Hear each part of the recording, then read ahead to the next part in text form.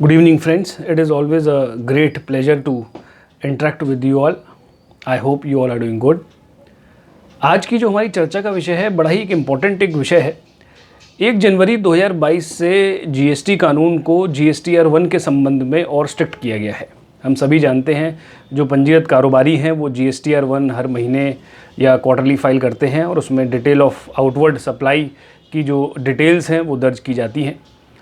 अनेक मामलों में ऐसा देखा जा रहा था कि कुछ फ्रॉड के मामले भी थे या कुछ ऐसे कारोबारी थे जो जीएसटीआर 1 में तो अपनी बिक्री और टैक्स सही दर्ज करते थे और लेकिन जीएसटीआर 3B में वो बिक्री और टैक्स दर्ज विलंब से करते थे या उससे कम करते थे।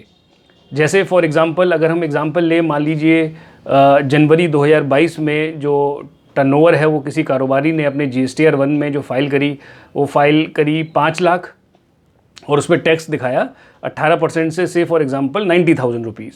लेकिन जब उस पर्टिकुलर टैक्स पीरियड का उस पर्टिकुलर महीने का जब जीएसटीआर 3B फाइल करा तो उसमें उन्होंने सेल दिखाई फॉर एग्जांपल 50,000 रुपीज़ और 50,000 पे 18% से टैक्स बनाया 9,000 रुपीज़।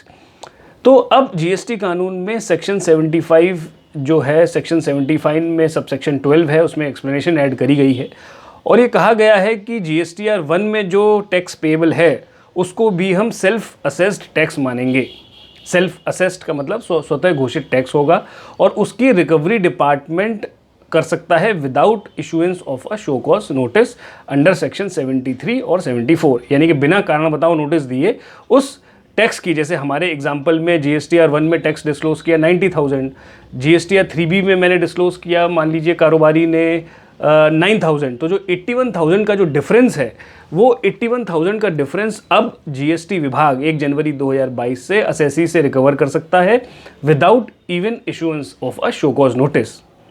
तो ये जो गलती है जीएसटीआर 1 और जीएसटीआर 3B की, ये जानबूझकर भी की जा सकती है किसी फ्रॉडस्टर द्वारा या कोई क्लरिकल मिस्टेक भी हो सकती है। तो अब जीएसटी कानून को इस तरीके से धीरे धीरे मोल्ड किया जा रहा है कि उसको इतना स्ट्रिक्ट किया जा रहा है कि जो भी फ्रॉडस्टर्स थे या जो भी मैं कहूँ लूपहोल्स थे उनको फिल करने के लिए ये सारी प्रक्रिया की जा रही है।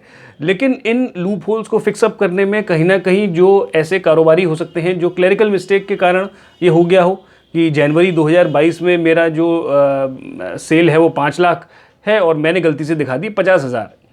तो अब ये जो एक नोटिफिकेशन आया है अभी 21 दिसंबर 2021 को, नोटिफिकेशन नंबर 39/2021 ने इसने निर्धारित कर दिया है कि जो नया ये एक्सप्लेनेशन है, इसका जो क्रियान्वयन है, इसका जो इम्प्लीकेशन है, इफेक्टिव डेट है that will be from 1 January 2022।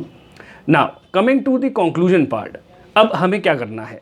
जितने भी कारोबारी जीएसटीआर 1 और जीएसटीआर 3B की प्रक्रियाएं करते हैं, उनको टाइमली फाइल करते हैं, उनको बड़ा ही सतर्क और बड़ा ही कॉशियस अब रहना पड़ेगा। जो सेल और जो टैक्स आप जीएसटीआर 1 में दर्ज करेंगे और वही बिक्री और कर आपको अब जीएसटीआर 3B में दर्ज करना है। यही यदि जानबूझकर या क्लरिकल मिस्टेक के कारण आपने जीएसटीआर 1 में टर्नओवर और टैक्स ज़्यादा घोषित कर दिया और जीएसटीआर 3B में टैक्स कम है, तो वो जो डिफरेंस का अमाउंट है वो अब डिपार्टमेंट के पास ये पावर आ गई है। जीएसटी कानून में इसका प्रावधान बन गया है कि उसको सेल्फ असेसमेंट मानते हुए डिपार्टमेंट उसको without issuance of a show cause notice, बिना कारोबारी को कोई कारण बताओ नोटिस दिए, उस पैसे की रिकवरी कर सकता है। रिकवरी के लिए वो आपका माल बेच सकता है, आपका बैंक अकाउंट अटैच कर सकता है, आपकी मूवेबल इमूवेबल प्रॉपर्टी अटैच कर सकता है। तो वो एक प्रक्रिया सेक्शन 79 में रिकवरी की दी हुई है और उन सारी प्रक्रियाओं के तहत आपका जो वो डिफरेंस ऑफ अमाउंट है जो हमारे एग्जाम्पल में 81,000 रुपीज़ है वो अब कर सकता है। तो it is my humble suggestion to all those who are filing their returns to file them with due caution, with due care। बड़ा ही उसको कॉशन और केयर के साथ उसकी कंप्लाइंसेस अब जीएसटी की हमें करनी पड़ेंगी।